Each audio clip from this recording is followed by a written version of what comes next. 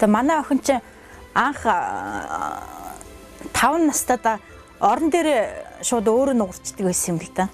Нугарна гэхээр нөгөө хүүхэд ингээд нөгөө хэвтэж байгаа шууд ингээд салтайгаар толгоогоо гаргаж ирээд өлөөгөл ингээл хэвтчихдэг байсан. Ингээл хойшоогоо ингээл тэгэхээр би айгаад одоо нуруундаа юм оруулсан энэ хүүхдэд тэгж дал нөгөө хуучин цэрэг дээр авч шалгуулж исэн анх.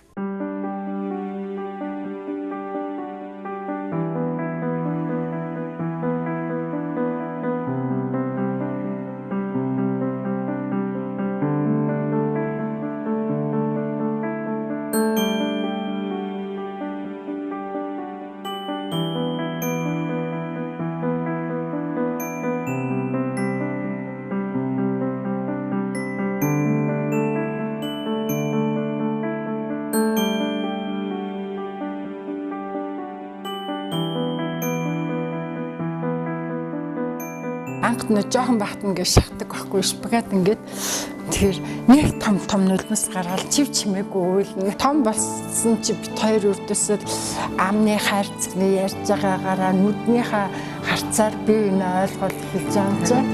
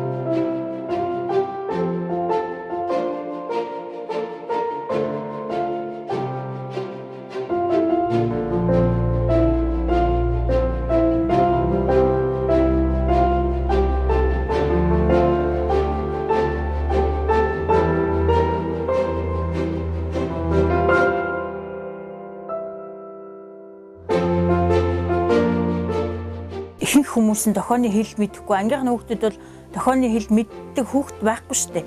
Багш нар ч гэсэн ер нь дохооны хэл мэддэг хүн байдгүй мэн лээ.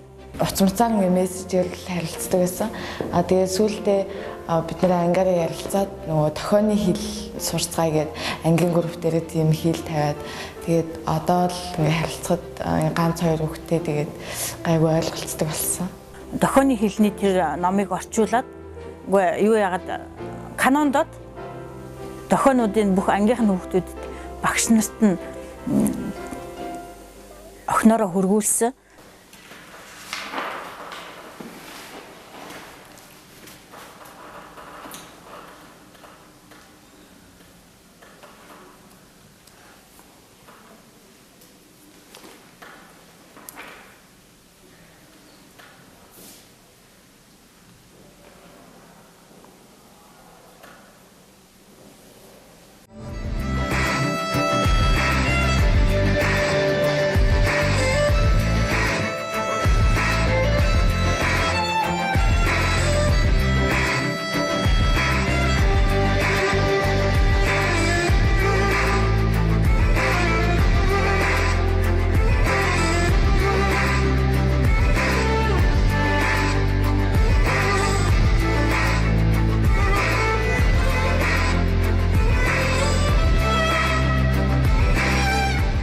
Хоёр 3 хоногийн дотор л тэр модерн бүжгийг зааж өгсөн.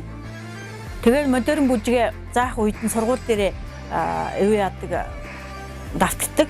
Гэртээ ирээд нөгөө Манай нөгөө гэрийн талбай жоох учраас гэртээ арай хийж нөгөө багтдаггүй хөдөлгөөн. Тэгэхээр нөгөө гашаан дотроо хоёулаа бүжгээд автдаг байсан. Ямар ч асуудал байхгүй. Чи авьяас тун шүү. Дөрөв тэнцлээ. Та нас маш их үйд та.